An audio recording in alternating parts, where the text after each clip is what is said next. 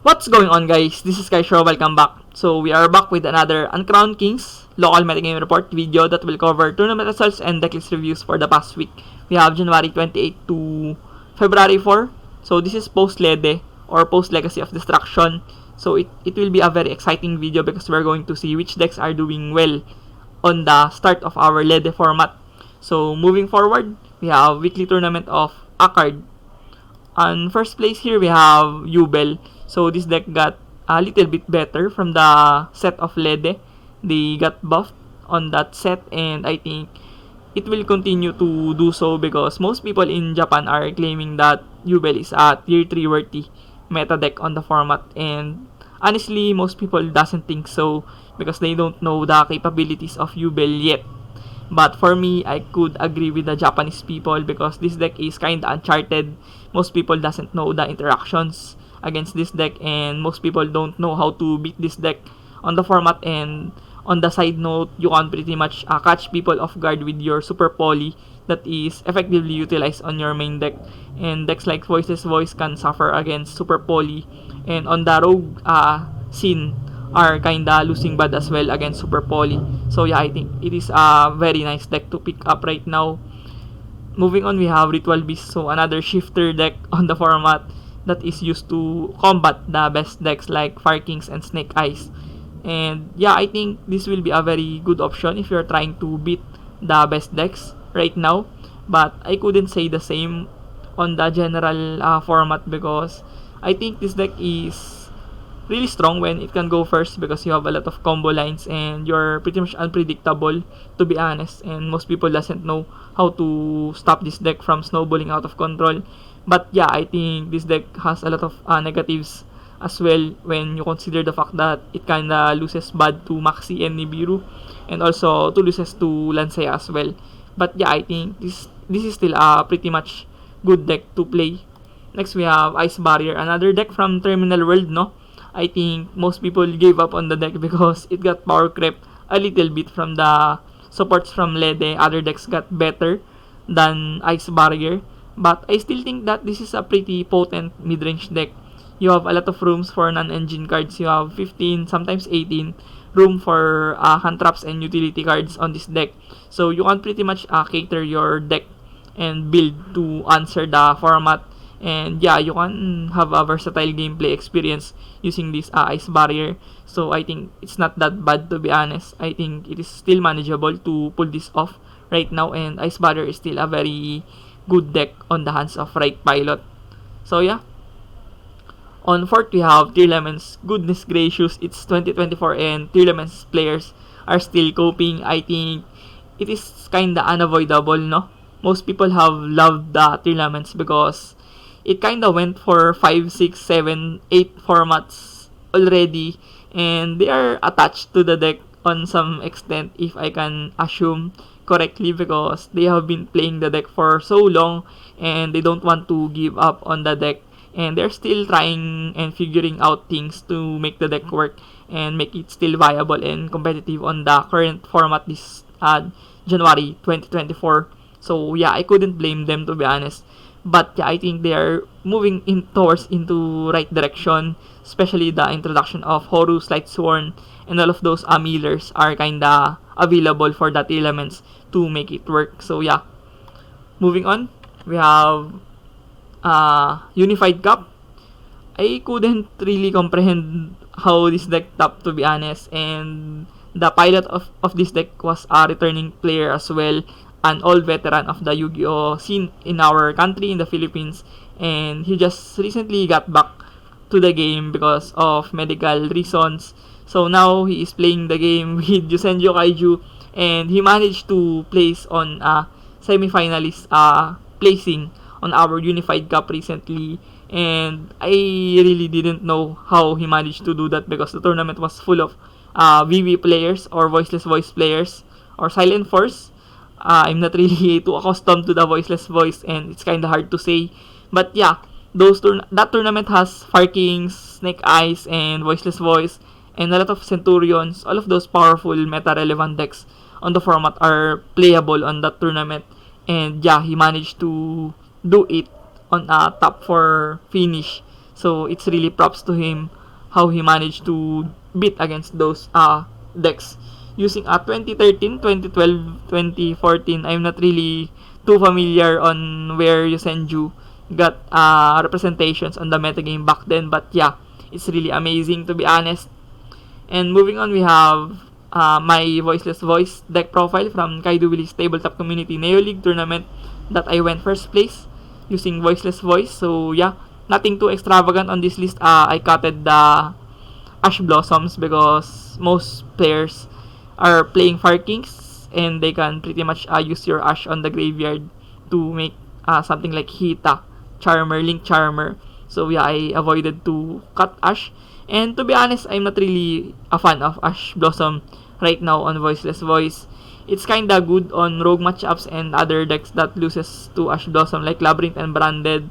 But against the best decks, especially on the Fire Kings and Snake Eyes, I think it's not that good to be honest. And yeah, I managed to cut the Ash Blossom and replace it with Talent and Droplet and somehow managed to win the tournament.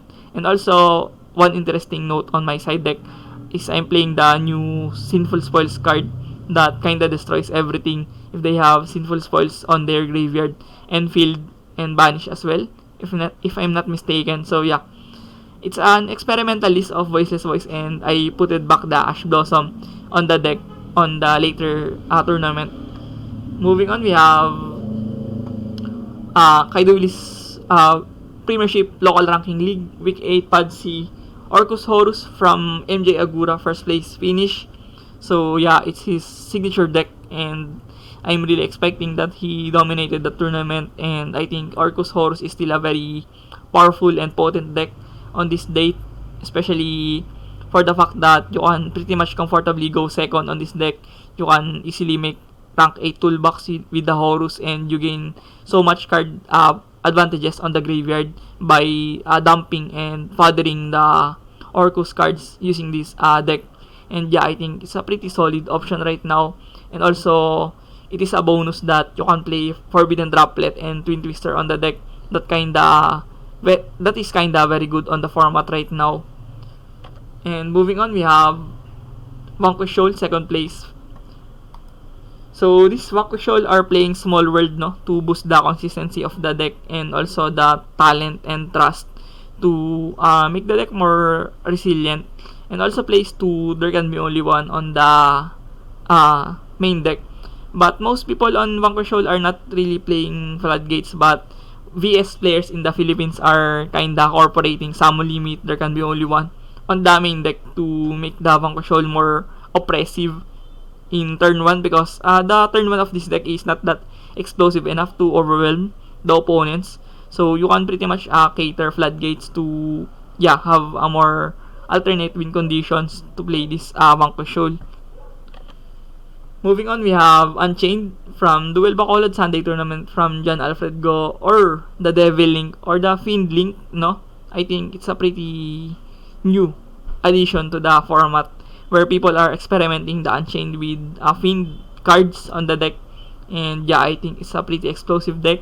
More explosive than Unchained, no? On this list, it plays the Promethean and Blue Whale package. And I think it's really terrifying to be honest, considering the fact that Unchained is kinda explosive and they have a lot of recursion already.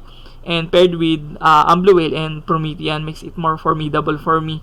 So yeah, I think it will be very enticing to see what Devil Link is moving on our format. And yeah, we will see how this deck unfolds. Next, we have Fire Kings, Sinful Spoils, Snake Eyes.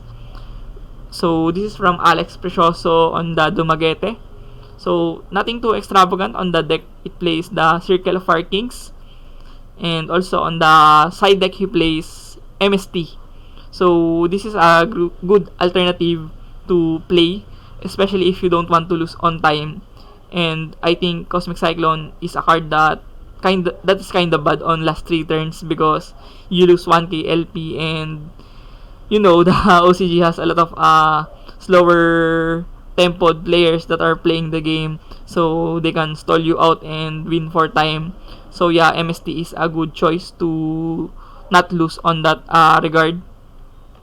And moving on, we have Rank Up League from the Yu-Gi-Oh! Indonesia. We have first place Champion Rescue Ace deck profile. That is not running Bonfire, no? I think this is a very good list that plays Rescue Ace in a budget note. It doesn't play the likes of Bonfire. Even though it plays Popular, the name have changed already. The Popular and the Snake Eyes Ash on the deck. I think, yeah, it plays only one Bonfire, no? Yeah, only one. Interesting. And also, it plays Reinforce on the main deck. It's a really solid card on Rescue Ace when they can go first. It can really win games, to be honest. I cannot stress enough how important the Reinforce for Rescue Ace right now, because it can single-handedly win you games and deals you a great resiliency as well on the main deck. And on the side deck, it plays a Light Imprisoning Mirror. Yeah, so it can be used to answer the Voiceless Voice matchup. And his side deck is pretty much prepared against Voiceless Voice, no? It plays DD Crow to answer the Lo and Saphira on the graveyard, and as well as Droll to answer the adding shenanigans of Voiceless Voice right now. Next, we have finalist of Fire King. So standard deck is of Fire King. It plays the Circle as well on the main deck. And on the side deck, it plays Magical Deflector. I'm not really too sure on the name of this card. And I think it's used to cancel out spell cards on the game. Really interesting. And plays triple Phantasmi and triple Nibiru. And also 2 Kaiju and 1 Kurikara.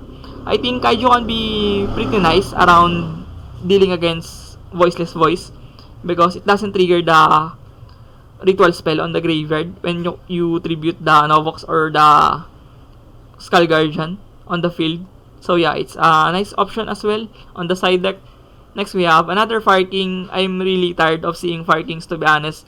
The deck lists are pretty much the same already. The deck is streamlined into the same contents of the main deck. It varies only on the hand trap choices and the Fighting Island ratio, or yeah, Fighting Island ratio, whether they play 1 or 2. And yeah, it's pretty much the same, to be honest. And yeah, on the side deck, it plays the Soul Release. That is very good on the mirror matches and as well on the Snake Eyes matchup. It can pretty much clear the graveyard of your opponent. You can banish the Runix, Phonix, the Promethean. So yeah, I think this is a very good option, especially if your locals are inhabited by Fire Kings and Snake Eyes decks. Next, we have Branded. So Branded is a very good deck for me, especially when you can trade blow by blow against Fire Kings. You can pretty much outgas the Fire Kings and also the Voiceless Voice, because the Silent Force only has 1 Omni Negate and the negate summon of the Sauravi. So you can pretty much outgrind and outgas those top 2 best decks on the format right now. And yeah, I think Branded is a very good option right now on the OCG. Moving on, we have Bandung Duelist tournament. So AE ranking duel, wow. So they began to play AE now. And look at this. It plays Dogmatica and Dino. So a control variant of Dino. It plays Nadir package and Shifter and also the enemy controller. So it is pretty much budget because Asian English is kinda new and expensive on that regard to us in the OCG. And most people cannot afford the luxury of buying cards on Asian English, especially the staples like Droll, DD Crow, Veilers, and other stuff on the market are skyrocketing in price right now. So yeah, you can pretty much see budget topping decks of AE format. Next, we have Runick. So yeah, Runick is kind of expensive as well on the AE, but he managed to buy this core, and yeah, he plays Floodgates and Imperms on the deck. And also the introduction of RCO4 Asian English Edition gave a lot of dimension towards the Asian English format. It introduced the Ash Blossom and Maxi on the format and other reliable and variable cards as well that is made available by that set to us in the Asian English format. And yeah, Border and Maxi on the main deck. Nothing too extravagant on this Runick deck. Next, we have, wow, Blue Eyes. Blue Eyes control. Oh my god. What year is this? 2024, and we are still seeing Blue Eyes on Asian English. And yeah, I think it's a counter product of buying the Asian English structures of Dark Magician and Blue Eyes that was introduced to us last year, the Blue Eyes and Dark Magician structures. So yeah, I thought he bought the structure deck of Blue Eyes and somehow managed to play around with the deck and managed to top on that tournament. Next we have Scareclaw. So yeah, I think it's a very budget option on the Asian English format. You can pretty much play the Scareclaw using the cards from the June, rather the Creation Pack 1 on the Asian English format, and I think it's a nice pick up if you wanna just play the Asian English format for the sake of competition. Next we have, moving on, we have Duelo Iloilo ranking tournament. On first place here, we have Branded Chimera. So I think it's from the results of before Lede, or he just didn't wanna play the new illusion cards from Lede, I think.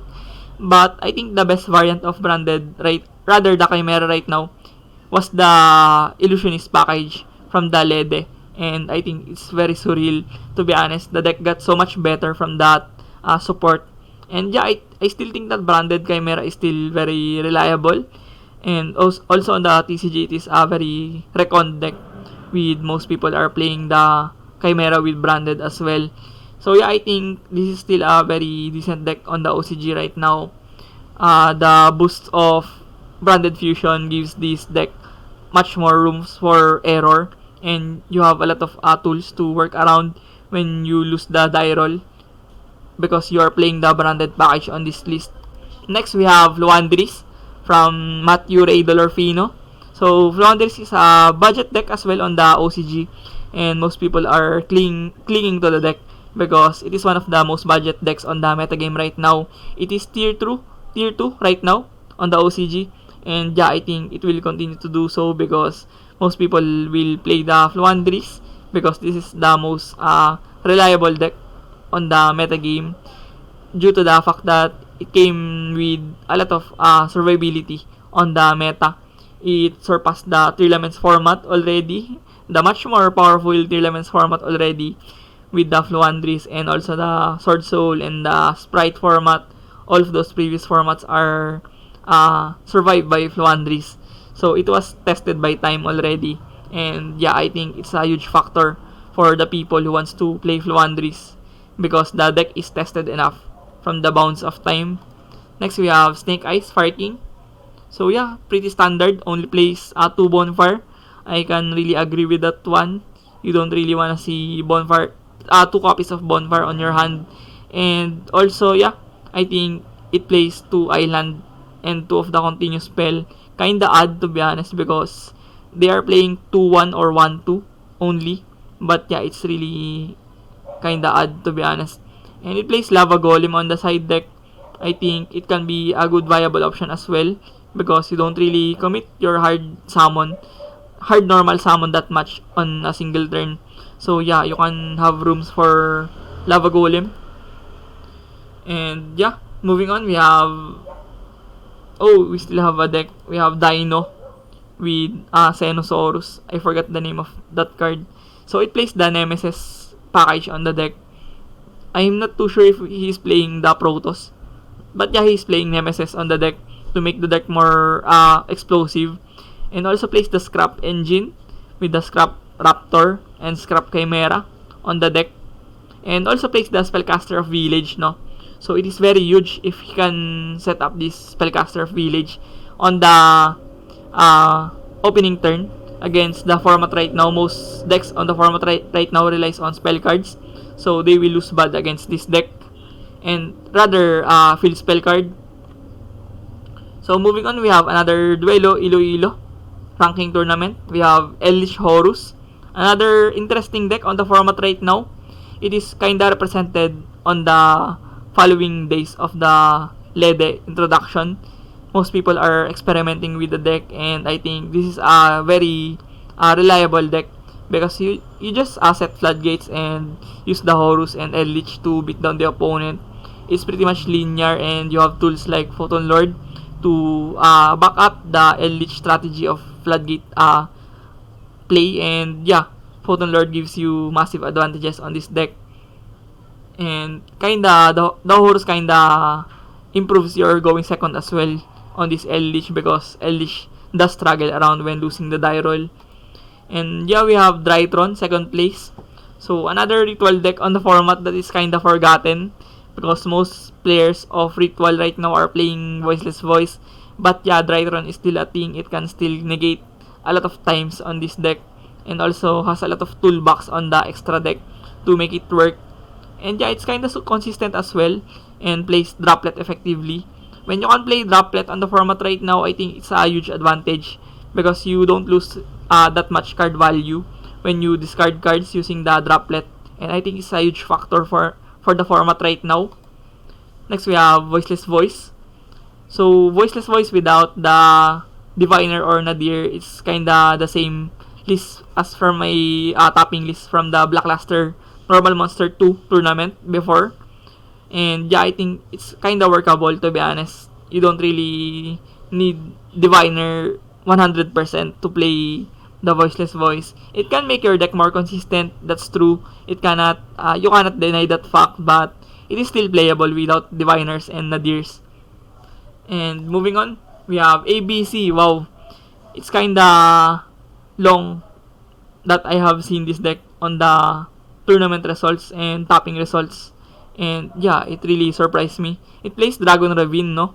So he plays a lot of synchros on the extra deck. Barone, Savage, and Ancient Fairy Dragon with Cupid.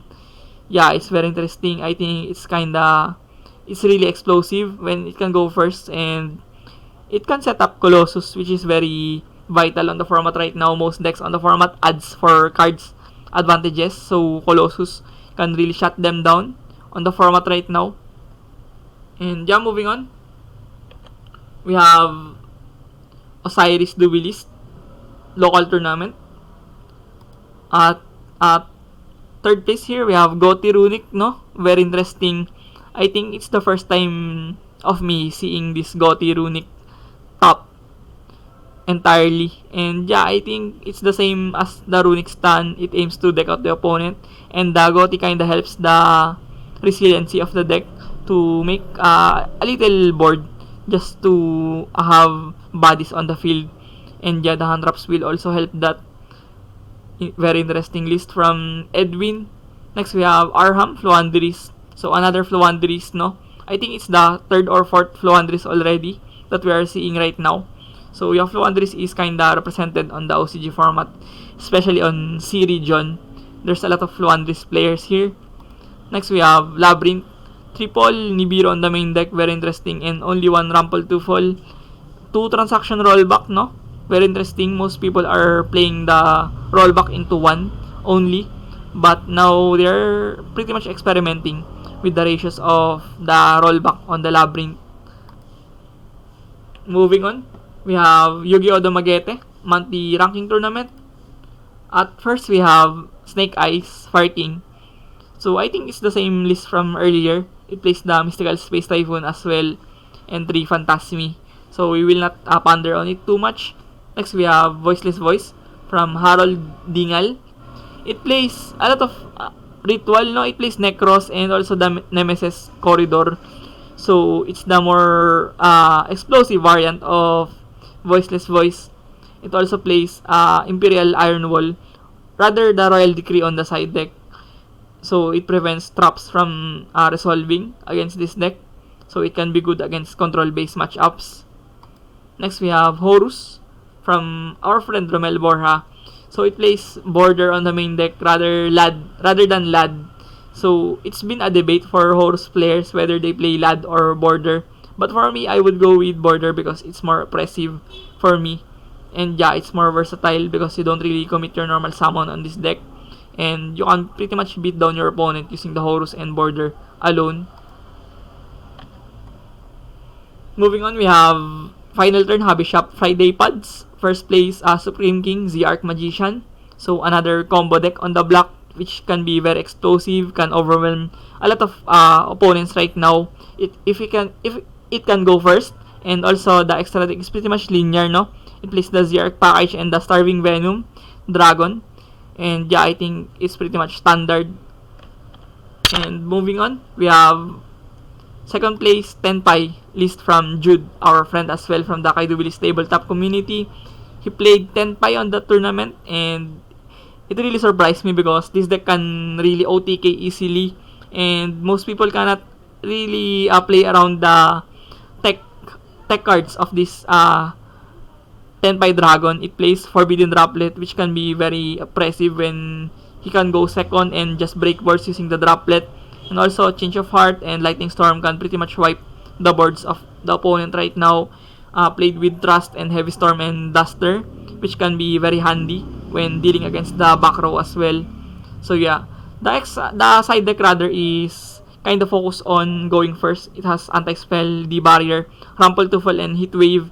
So the theory with that is you just win the game 1 by going blind second, and if your opponent lets you go first, you just side your going first cards to survive the turn and OTK on the following turn. So yeah, this is a pretty nice deck coming out from Lede. Next, we have my Voiceless Voice updated deck profile from that same tournament. I went first on that tournament, and yeah, I played Pendulum Grab now, and I cut the 1 copy of Sauravis, Ritual Sauravis on the main deck, because for me, Pendulum Grab is much more better on the mirror matches, and I think it really worked for me because Pendulum Grab gives you extra spell negate, which can be very handy on the mirror matches, and also can negate a lot of stuff on the format right now, especially against Fire King and Snake Eyes. So yeah, it is a very good addition towards my Voiceless Voice deck profile. And next, we have Duel Bacolod Box Tournament. First place, we have John Alfred Goss Unchained. So he differed from the earlier list of his Fiend Link or Devil Link. So now he plays pure raw Unchained, and he managed to go 7-0 on that tournament. And I think this list is pretty much well balanced and well made.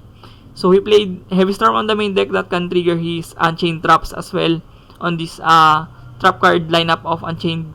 So this is a very powerful deck right now, and most people underrate Unchained that much that they're going to tournaments that are not prepared against Unchained, and they just kinda lose against the Unchained when they met Unchained on those tournaments. So I think you need to put respect on Unchained because it is a very notable rogue option right now.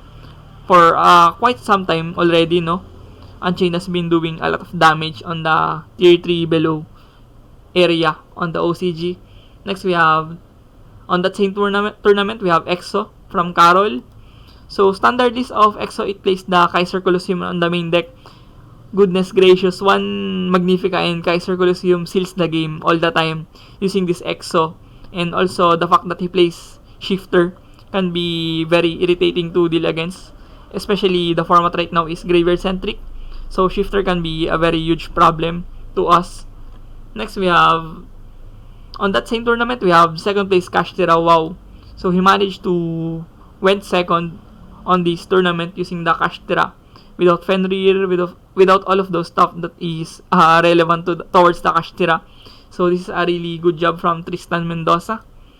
On the side deck, it plays Ghost Bell and Zombie World. Wow, Zombie World is very interesting here. I think it can catch people off guard. If they are not expecting Zombie World, they can get stunned by this Zombie World and just lose from that. Next, we have Yu-Gi-Oh! Dumaguete Ido Pro Tournament results. We have another Flowanderis, no?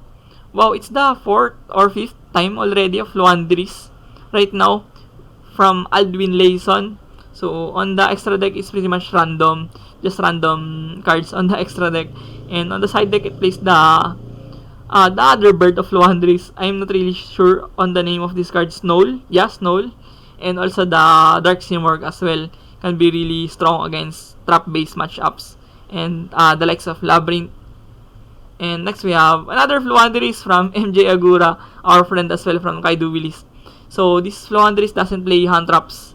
It plays Morganite and the likes of Lightning Storm and Dark Ruler and evenly matched to break boards when losing the die roll or going second.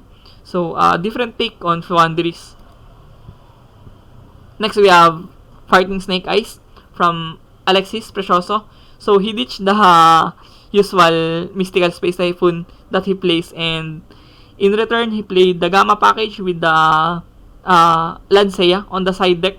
So, it is much more coveted to play around the format right now. But I think he went third on this tournament because his list is not that prepared against Fluanderies that much, to be honest. Apart from playing Drolls and Imperms and Veilers, the side deck was not catered to beat the Fluanderies. Only Lancea does a little bit of damage towards the Fluanderies. So yeah. Moving on, we have Runick from Ethan Galve. So, this Runick is pretty much different. It plays Nibiru on the main deck. It's really surprising to see that because most Runick doesn't really play hand traps on the main deck anymore apart from Maxi. But yeah, on the side deck, it's pretty much linear, plays Dark Bribe evenly, and Sales Ban just to stun the opponent from the Amano Iwato. And yeah, moving on, we have Davao ranking tournament. At first, we have Alfred Zamora's Kerklo Horus Nemesis. So, it's a really powerful deck considering the fact that he plays Protos that can lock out the opponents. It can call light, I guess. Or not. Yeah, I think it can call fire for the most part because calling fire on Protos is instant win against Fire Kings on this deck. And he really cooked something else on this list, and it's really controversial for me. The ratios are pretty much diverse, and he has a lot of tech cards on this list. And yeah, it's really overwhelming to say the least. Next, we have Runick from Get Mari. So, another Runick on our tournament result. So, Runick has been continuing to perform on the OCG format because they can pretty much cater their floodgate lineup to cater on the format, and they just mix and match cards to work around. And yeah, I think Runick will not really go away from the metagame except if they hit the card of demise for me. I think if they hit the consistency cards, Runick may struggle because the deck is only playing one Runick Fountain already, and they cannot afford to lose draw cards at this point. So yeah, I think the correct hit for Runick is hitting the draw cards rather than the floodgate cards. Moving on, we have Paducah weekly tournament. At first, we have Voiceless Voice with Mekanko. Wow, really interesting. I think it's a really cooked up list, to be honest. And yeah, it plays the Skull Guardian into one copy only one Novox. So it's pretty much more of Mekanko rather than Voiceless Voice at this point. So Mekanko gives him advantages when losing the die roll. He played a really important part on preparing when losing the die roll. And also he plays There Can Be Only One on the main deck. I'm not really too sure what he is trying to accomplish with this deck. I think he's just making his deck more flexible to play around. And yeah, moving on, we have Vanquish Shoal. So another VS list that plays There Can Be Only One on the main deck. And also plays 2 copies of Small World. So it's been a norm right now. Before, I was just only seeing Small World on the Master Duel tapping decks of Vanquish Shoal. But now, it is kinda adapted on the OCG format. And players are playing Small World now on Vanquish Shoal. Next, we have Dino, another Dino. So, it plays Dweller on the extra deck. Can be really strong around the Fire King matchup. And also plays Lava Golem. I'm not really too sure about that. I'm thinking that Dino commits their normal summon pretty much often. So yeah, Lava Golem can be risky here. And yeah, that sums up our Uncrowned Kings local metagame report, tournament results, and decklist reviews for January 28 to February 4. So thank you for watching. If you have time, you can visit our page here on Facebook of this Uncrowned Kings and hit the like button and follow this page for more content. So yeah, once again, thank you for watching. See you on the next one. Peace.